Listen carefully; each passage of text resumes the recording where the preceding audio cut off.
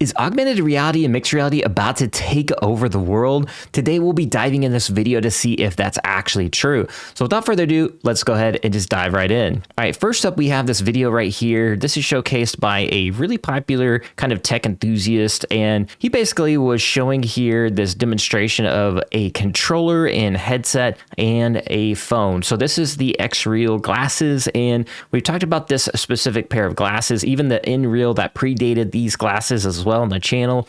You can see there he puts on this headset and it actually shows a screen you can play the game on. And a lot of people are starting to post this video and saying, you know, are monitors going to even be needed? And is this the future? Like, are phones actually the consoles of the future? And I think so. We've been talking a lot about this. I even talked over there on the Paul Barron Network about this as well, specifically about monitors and the possibility of more and more people not needing monitors in the future. But that being said, it is really cool to see people start actually posting about this stuff and getting excited. As you know, we've been posting content about AR, mixed reality, and VR for over 3 years. So it really is genuinely a super exciting time to be alive, I guess. I don't know a better way to put that. But anyways, we have Jonah here posting about Mario, this little cool little mini game somebody made. And this was around the Quest. Now, Quest is going to be the dominant player for a while, in my opinion. You look at what Mark Zuckerberg and Lex Fridman were showcasing with the Meta Quest 3. It's absolutely insane. Again, we've been reporting about that in the specific chips that went inside of making the Meta Quest 3. So I knew ahead of time that this actual headset was going to be pretty powerful.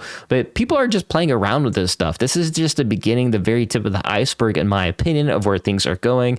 And seeing Jonah post about this gets me excited as well. He's like a true gamer, in my opinion. And he's one of the more popular Web3 gamers in the Web3 gaming space. But you can see like this guy's playing around with the Mario. And I actually have an investment in a company that utilizes technology similar to this that is called Aki Labs. And they're kind of like a Web3 Niantic, if you will. But yeah, let's move on to the next one here. This is another, I think this is a Quest headset, if I imagine. I don't know for sure. It doesn't actually say, but this is Call of Duty Zombies, like zombies popping out of like fake windows or windows and doors and out of your wall and coming into your home. How insane would that actually be, right? This would be pretty fun. Again, we've been talking a lot how gaming was going to dominate mixed reality and these types of experiences. And I think it's going to continue to dominate. Gaming's year over year the most entertainment, it's the number one form of entertainment, outpacing movies and concert or music, I think it is as well. And it's going to continue to grow. And I think we'll see blockchain technology just naturally, this is going to be so organic because look at this, like you already have experiences coming inside your home. Like you don't actually think that people are going to be like, oh yeah, I kind of want to own something digital and I would like to have it in my home. When I put on my glasses, I want to see it. And that's, in my opinion, just an obvious like common sense thing, in my opinion. I know a lot of people might disagree, but the only way you can actually own something in the metaverse is going to be obviously blockchain. I know people that trigger some people, but I think people are overthinking like NFTs and the stigma around them. And I get it, but it's still going to be the future, whether you like it or not. And especially you start seeing stuff like this where Mark Zuckerberg and Lex Fridman were showcasing these ultra realistic avatars in their metaverse, this like blank space where it's just him and Mark Zuckerberg talking to each other. And this is kind of what I see as the future as well. And I think that in the not so distant future, whether it's you're scanning yourself in with your phone to create these ultra high realistic avatars, or whether it's like a pop-up booth that you just pay somebody like, $100 and they scan you in, I still think this is going to be pretty popular, in my opinion, in the future, and it's going to be more accessible. Granted that they had to scan themselves into some like crazy facility, it took a long time, but I think that with compounding, when you compound AI with literally every type of thing that you can think of, like the chip making process, game making processes, and what have you there, like the form factors in these actual NReal or XReal glasses, AI developing these like chips on a smaller nanometer scale, making them more efficient. And then you have over here, AI, I think is going to aid in a lot of these different processes as well. When you're talking about avatars and even the development of games, we're seeing games, obviously integrate AI as well with map making and generative stuff and what have you. So, I mean, literally anything that AI touches is going to make it faster, smarter, more efficient. And that's where the future is. And things are compounding. It's coming down to like a convergence convergence is what people are calling it, where, tech, AI, and all these different pieces are basically coming together and converging, right? And that's where I think the metaverse really lies and truly lies. People are like, what even is the metaverse? It's literally the convergence of these technologies that are blurring the lines of physical and digital together. And that's what we'll see in the we were seeing it play out. And I think people are finally having their first aha moment, especially around this podcast specifically, when you started to see how realistic it can actually get, even just with the MetaQuest 3. And this is just the beginning. I think devices are going to get better and better, and we'll start to see that. And the homie over here, Richard, was asking me, I know you cover PC console games, but what impact do you think amusement parks will have with their AR roller coasters like Bowser's Ride at Universal Studios for the masses?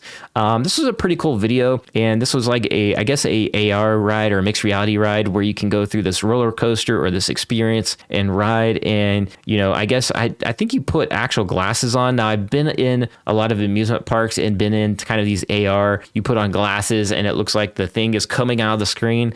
These are just natural use cases and immersive experiences on another level. So naturally, I think that this is another way for not only amusement parks, but to showcase the immersive possibilities with AR, mixed reality, and what have you there. I think this is only going to continue. Now, this looks pretty cool. I haven't actually been on this ride before, but it looks pretty sweet. So that's kind of my opinion on amusement parks and what the future is for that. I think it's like a PB&J, however, that not everybody's going to be able to afford a ticket to a amusement park, but I do think it showcases the technology really well on some of these different rides. And I don't think they had their glasses on this one. It's just a recording maybe from their phone or camera, but it's still pretty cool. I mean, you can kind of get the idea as if this thing was actually coming out at you from the screen, and it would feel pretty high realistic, right? So that's another area of entertainment that, we'll probably see roll out even further with some of these rides, and possibly it may make these rides even cheaper over time.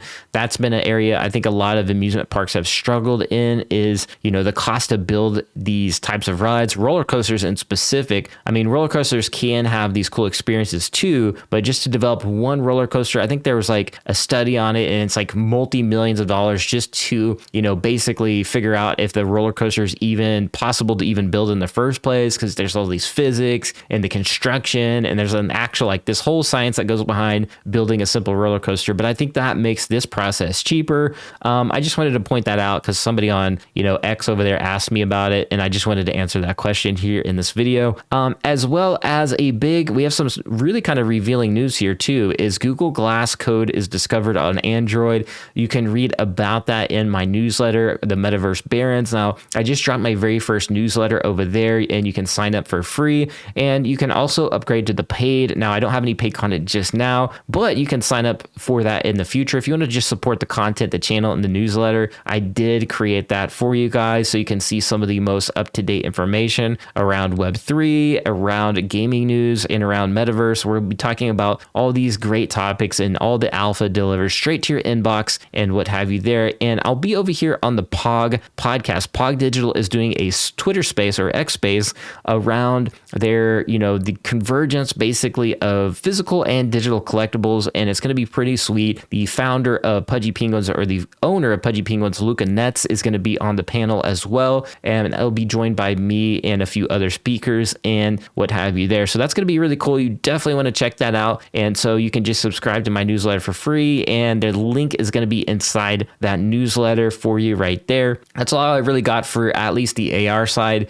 In terms of the NFT side, the market does look like it's upticking a little bit in the volume, and we're starting to see a little bit of uptick back on ordinals, at least on the BRC20 side via Crypto Slam and some of the other, blockchains. I mean, Bitcoin's still at 34,000 right now. We're looking at the gaming category. The gaming tokens have been popping off as well. And let's take a quick look at inflation, because I think that's going to be one of those indicators that is going to help, basically propel the market. Trueflation down to 2.39. That could be why we're experiencing a little bit of excitement around crypto when inflation's not as high as it once was. Obviously, it has came down significantly. Now, moving forward, there's still going to be a lot of talk about, recession and, what's going on in the macro, and a lot of people talking about that. It's something I have to monitor for my actual day job and what have you there. So that is something that is definitely something to look out for, because that is kind of true. There's still a lot of macro headwinds going on in the space. The interest rates and everything, we might still moving forward